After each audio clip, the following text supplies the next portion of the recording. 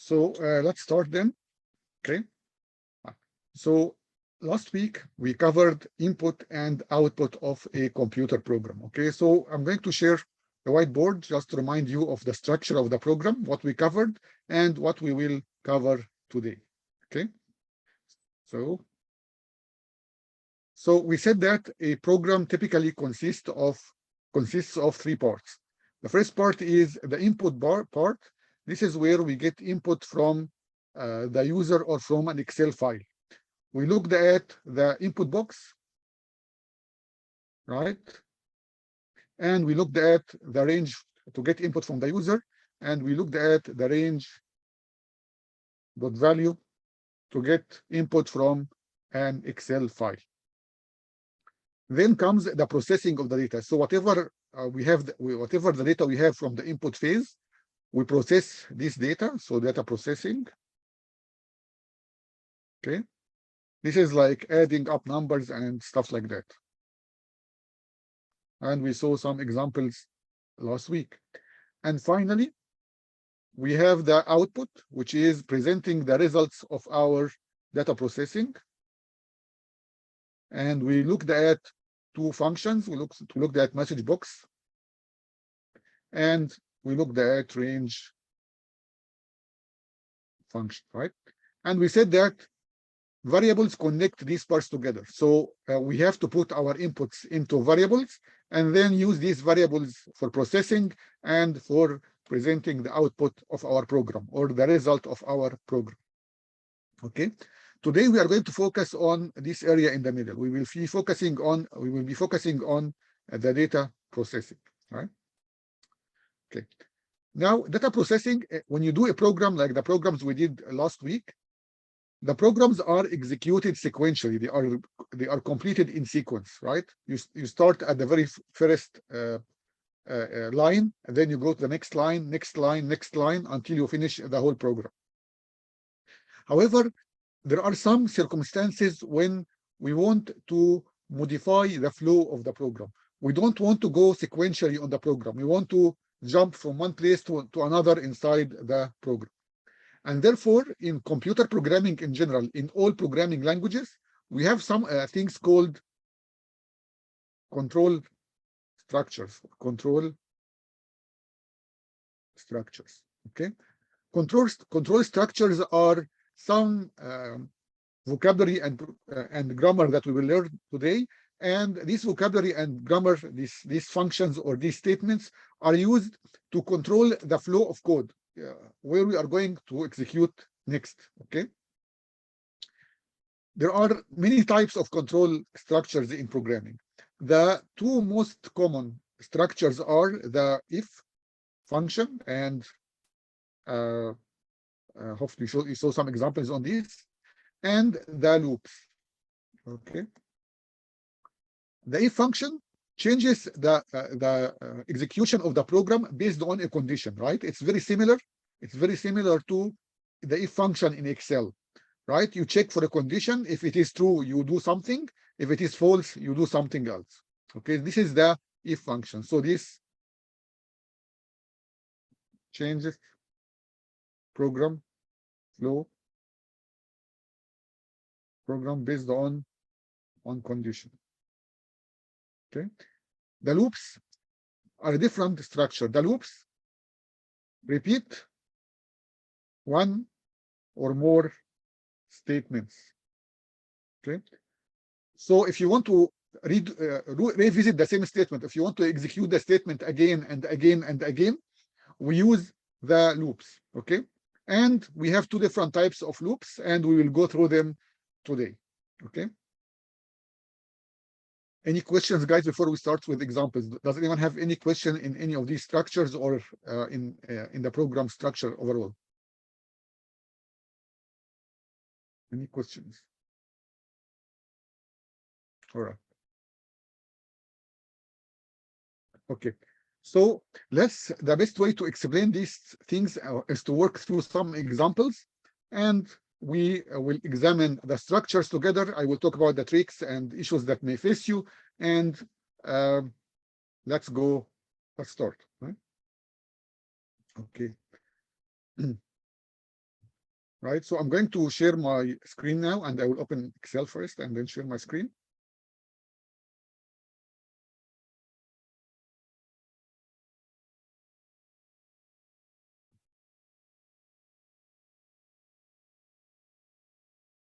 Okay.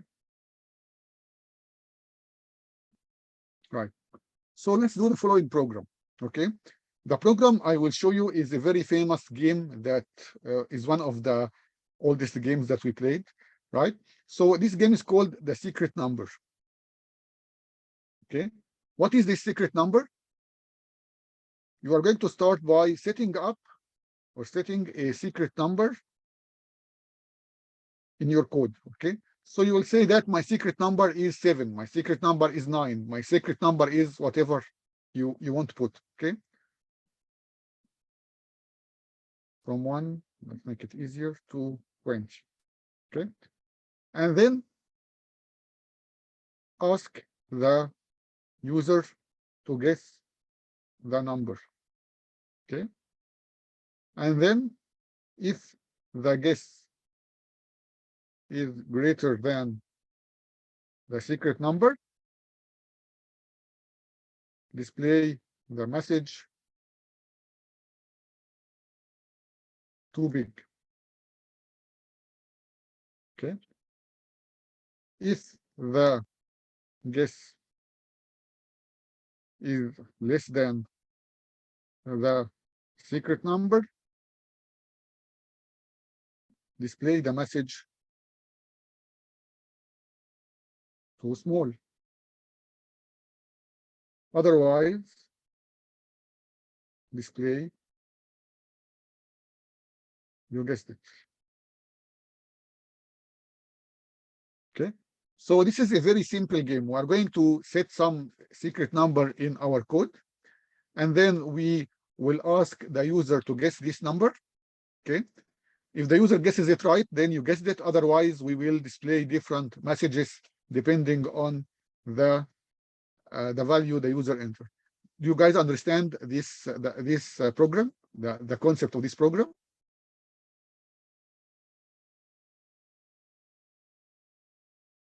All right. Is it clear to everyone? All right. Yes. Okay, perfect. So now let's develop this code. So I will go to developer. I will record a macro. I will call this macro secret number. Okay. And then I press OK, and we'll stop recording immediately. Okay. So now I will be able to see the code, right?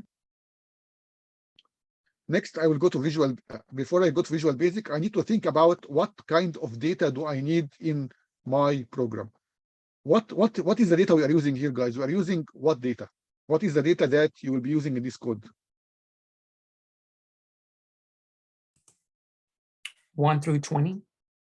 Yes, it's called what? Okay, so the variable that will represent the numbers from 1 to 20, what will it be? The secret number, right? The secret number is one variable we will be using to store our secret value. What else? What other variables do we need here?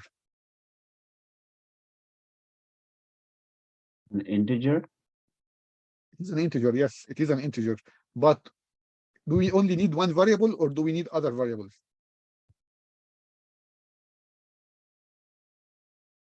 The variable is used to store the data. What is the data we need here? We need the secret number. This is one piece of data, the secret number that we will store in our code. And the second piece of data we will need is the guess of the user, right? The user is going to guess a value. And then we also have the secret number. So we have two pieces of data right here.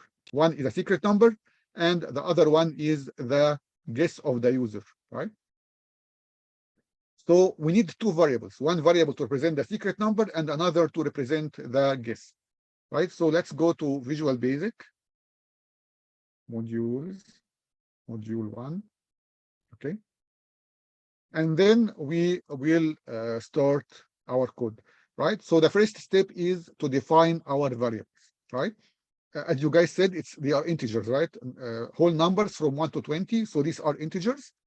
So I will start creating two integers, dim, int secret as integer, okay?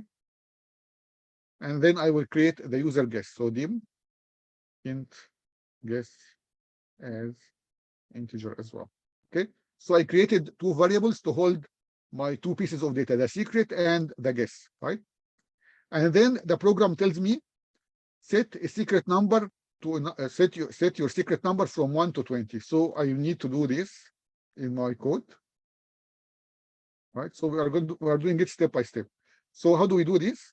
We're going to say int secret is equal to, let's say, 9. Okay, so here I'm setting my, I will add some comments here, guys, so you know what's going on. Okay, so setting my secret number. Okay, right, and then I'm going to ask the user to input their guess. So what function can we use to get input from the user?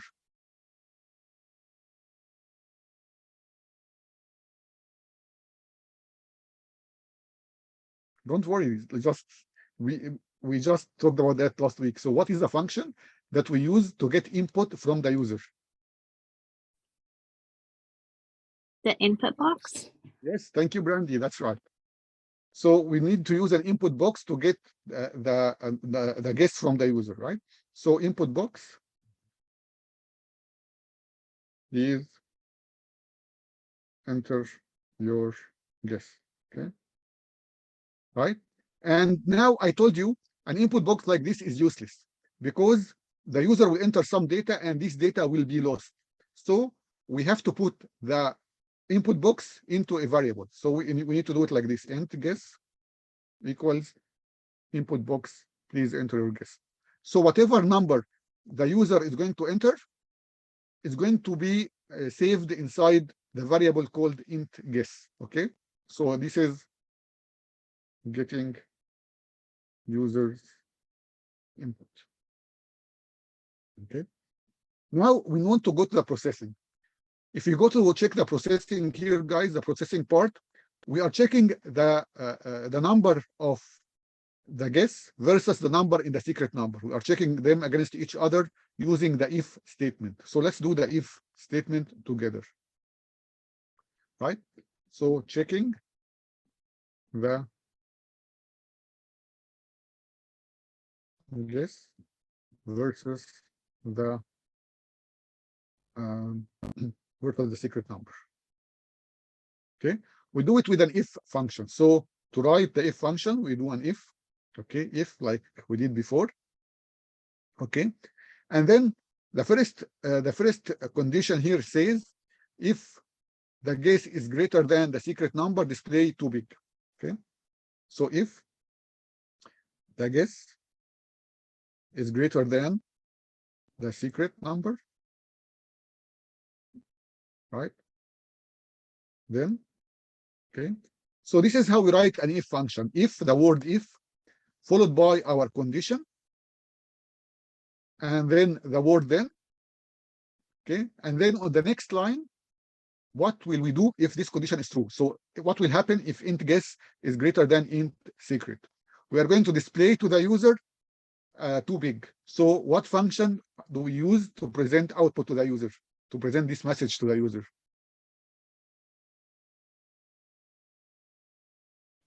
Too big. I'm sorry? The message will be too I big. didn't get you there. Yes, the message is too big. What function, what VBA function do we use to show this message? Message box. Yes, exactly, Rahman. Excellent. Yes. So if this is the case, then we are going to display a message box saying too big. Okay. Right? Okay, so this is the first condition. The second condition is we are checking if this test fails. So if int guess is not greater than int secret, then we need to check another condition. How do we do this? Using the else if statement, right? So if the guess is greater than the secret, then message box too big. Else if the guess is less than the secret, then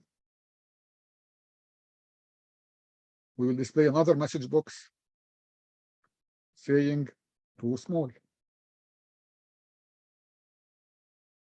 Okay. Right. Everyone following, guys? Any questions so far? Okay. Now, these are the first two conditions. If the guess is greater than the stored secret number, then we will display the value, the message saying too big. If the guess is less than the secret, then we'll display the message too small.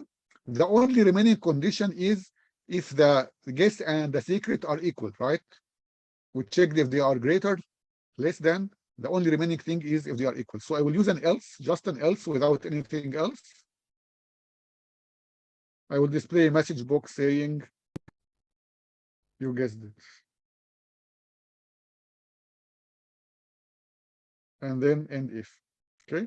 At the very end of the if function, after we are done with if, else, we need to put end if to tell the VBA that this is the end of our if function. Okay. Don't forget this. This is one of the things that many people forget. So please don't forget the end if function. And that's it. This is everything in the code, right? I'll give you a minute to complete it, and if you haven't done it, written this code, please go ahead and write it, right?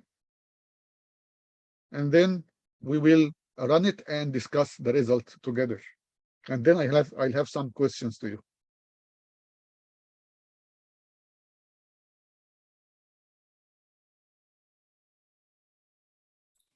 Do we need to end if 2 times? No, just once. So this whole statement is called an if statement, right? Everything up till the else is the same statement. So you only need one end if at the end.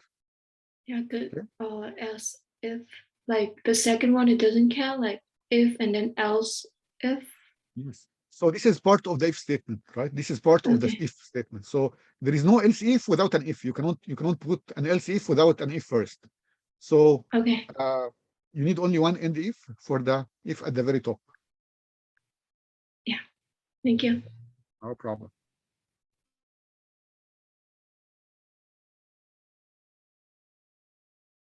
Okay.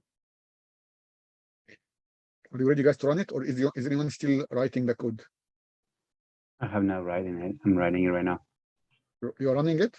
I'm writing it right now. Okay, take your time. I'll give you another minute.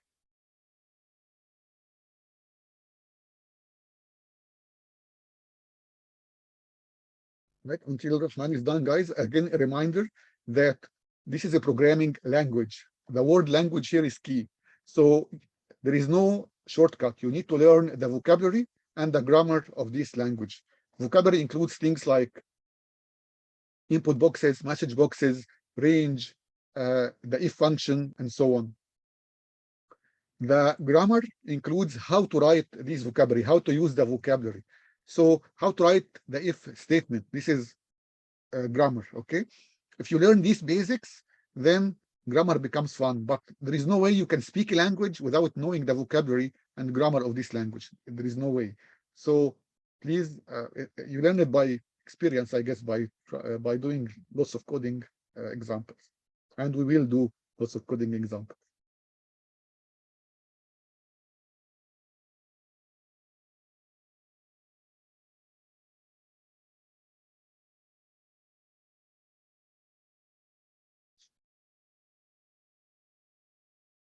Now, does anyone have any logical problems with this?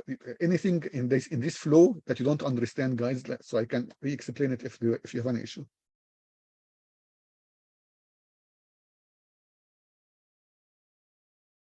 Okay, perfect.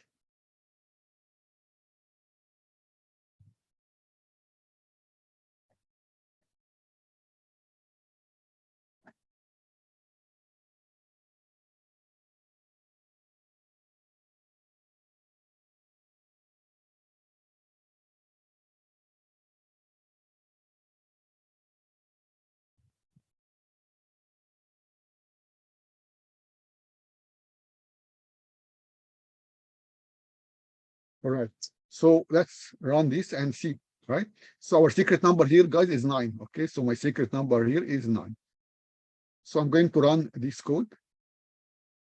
Please enter your guess. Let's put 12, for example, which is greater than 9. So I should get the message too big. Okay, too big. Run it one more time. Let's put 7, which is less than 9. Too small. Nice. Run it one more time. Let's put 9. You guessed it. So everything is working fine. Okay. So try it and let me know if you didn't, if you got the wrong answer or if you got an error.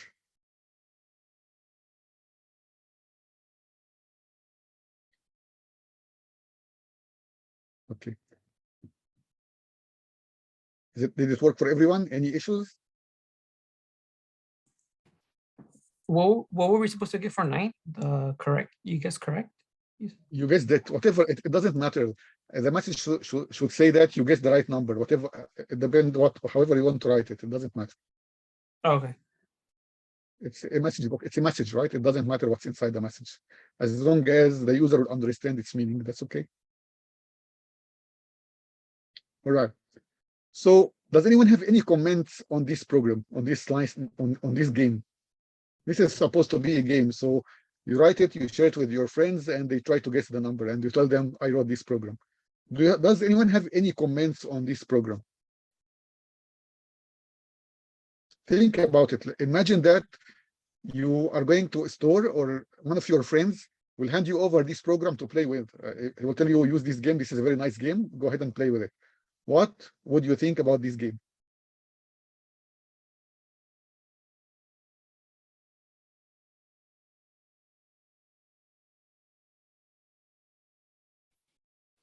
There's no second chance.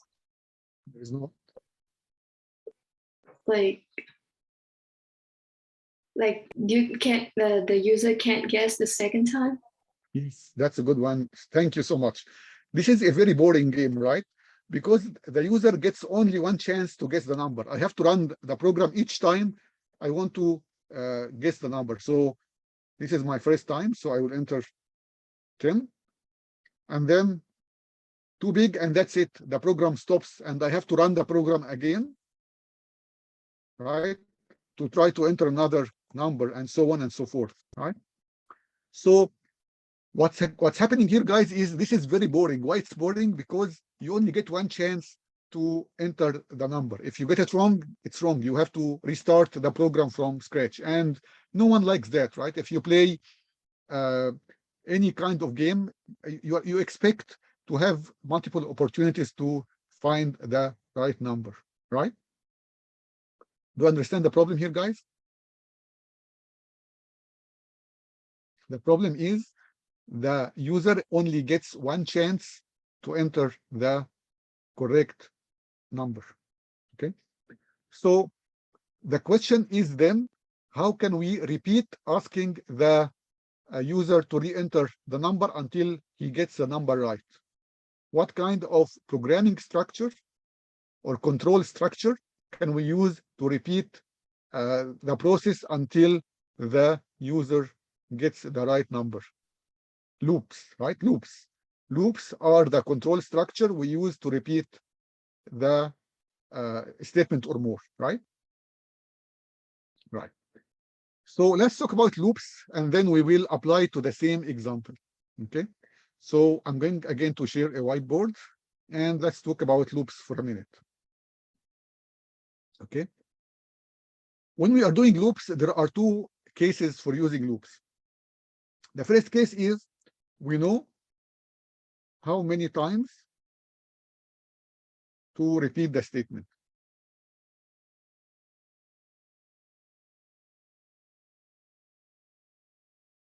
Okay, so this is the first condition. We know how many times to repeat the statement. So if I ask you, for example, to write the number one 5 times, okay, this is, you know how many times you want to write the number 1, right? We want to write it 5 times, and therefore we know how many times we want to repeat the message box or the code, right? The second example is we do not know how many times to repeat the statement, right? For example, if I ask you to, for example, if I ask you to go through or keep entering a number until you enter a specific number. Okay, so I don't know how many times you will keep trying until you enter the right number, right? You can try it for 1 time, you can try it for 2 times, you can do it for 100 times until you enter the specific number, right? So I do not know how many times you need to keep trying until you enter the right number. Okay, for the first type of loops, this is called a for loop, and we'll talk more about that. We'll show examples of that in a few minutes. Called for next loop. Okay, right? So if we know how many times we want to repeat a statement or more, we use the for next loop. If we want to do a statement and we don't know how many times we should repeat this statement, we use something called the do while loop. Okay, right? So in the example that we have here, in the secret number example, which kind of loop we'll be using? We will be using the for loop or the do while loop.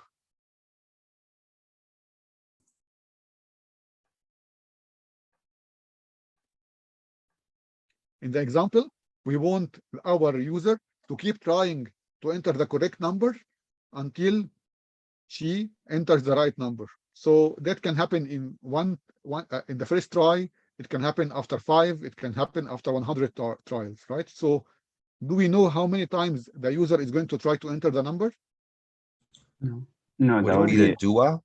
No. Yes. So we use the do while. Why? Because this is trial and error. You can try for a million times, or you can get it right from the first time, right? So we do the do while loop. So how does the do while loop work? Okay. The do while loop repeats a statement until or while a certain condition is met, right? So I can do it like this. Do. This is not coding. This is just English, right? Do. Okay. Enter. The number while the number is not equal to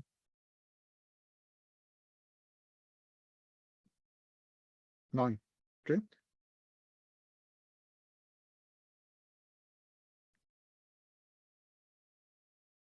Okay. So I can say do repeat, keep doing, entering the number while the number is not equal to 9. So as long as the number is not equal to 9, keep entering the number, another number. Okay, so this is how we do it. Do, and then after do, what action or what statements should we repeat, right? And then while, and then the condition. Okay, so we will keep doing this statement while a condition is met. As long as this condition is met, then we will keep entering this number.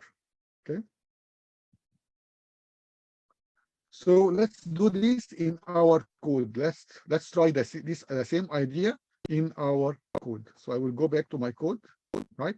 And I want to change this and make my code repeats until the user enters the right number. So I'm going to go to my Excel and I'm going to create a new macro. I will call it secret number 2, for example. Secret numbers 2. And then press OK and stop recording. Okay. And then we go to Visual Basic. Okay, I will be using the same variables and same everything. So I'm just going to copy the same code from the previous example. So from, okay, I'm not sharing my screen.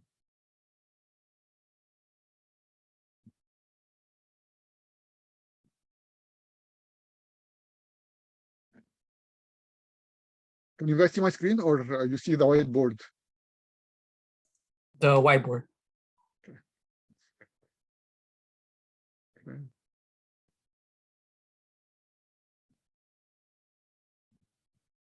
So let me share my screen now. Okay. So I created a new variable, a new macro called secret number 2, and I'm going to copy the code from secret number into secret number 2. I will just copy the code starting from dim all the way until the end if. Okay. Copy. And then I will insert it between the sub and end sub. Remember, all code must go between sub and end sub. Okay. Now let's play around with it, right? So everything up till int secret is equal to 9 is okay, right? Now I'm going to delete this if statement. I will delete this whole if statement until the end if. So I deleted everything starting from if all the way to end if. Okay. Right. So here the user is going to guess a number, right? Now he can guess it either right or wrong. Okay. Let's say that he is going to guess the number in wrong way, right? So how do I ask him to keep entering the number? I do it like this, okay? At the very beginning, I'm asking the user to enter the number. This is the first trial for entering the secret number. Then I will say do. Okay. Int guess is equal to input box.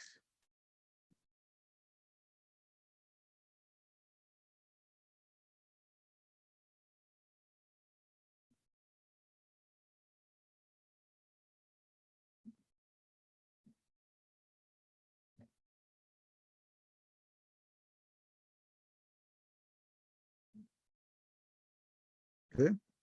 Until or while. Okay. Int guess is not equal to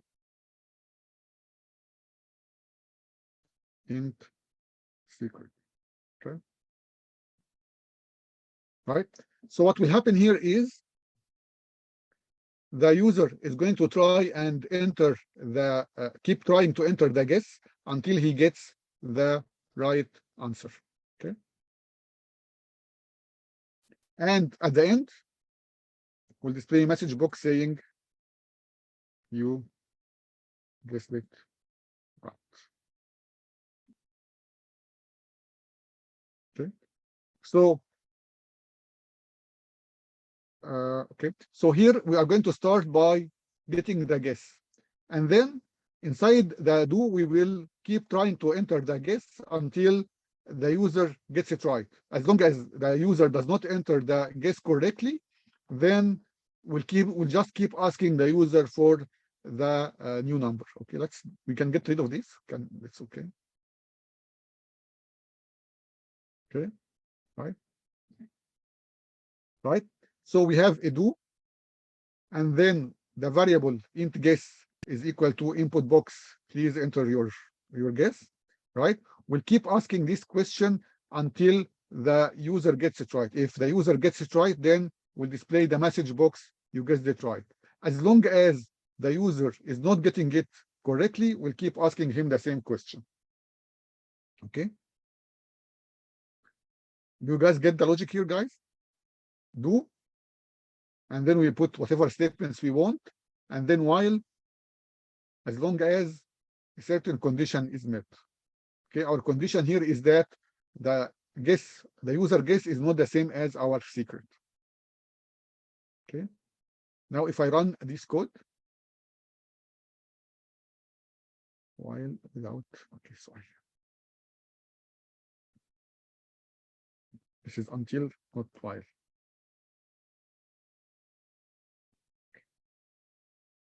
Come on.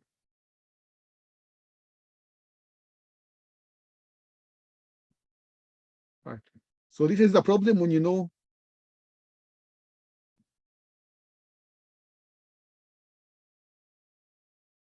so many programming languages. Each programming language has its own way to write the do while or do until loop. Okay. right? So I can do it like this. Do while, okay, int guess is not equal to int secret, okay, and then at the very end we write loop, okay. So this is the right way in Visual Basic to do it, right? What I just wrote is completely different programming language. This is the problem of knowing a zillion programming language. So again, let me explain the logic again.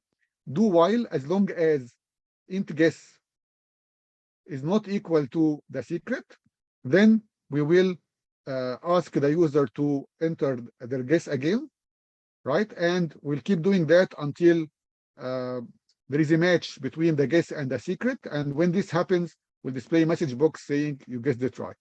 Okay.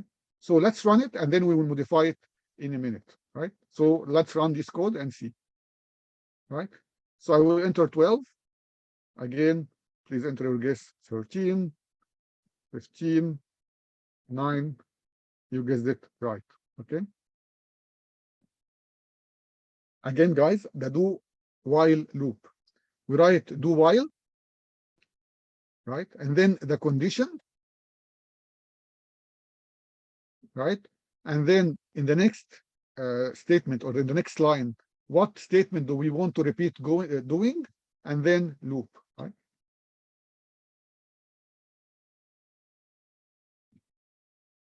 But this is not exactly like the first example. This is a simpler example because I'm not checking if the value entered by the user is less than or greater than the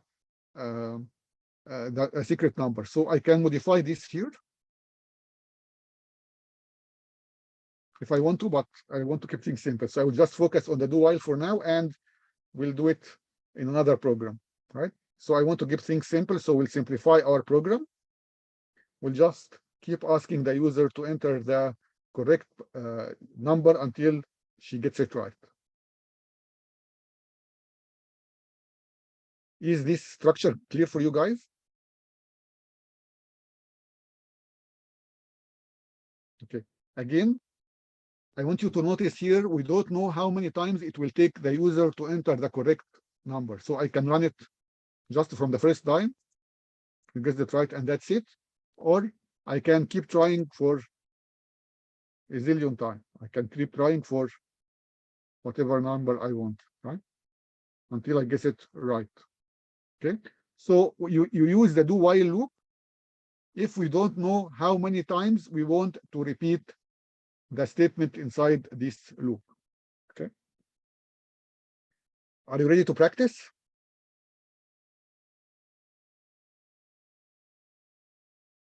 Okay.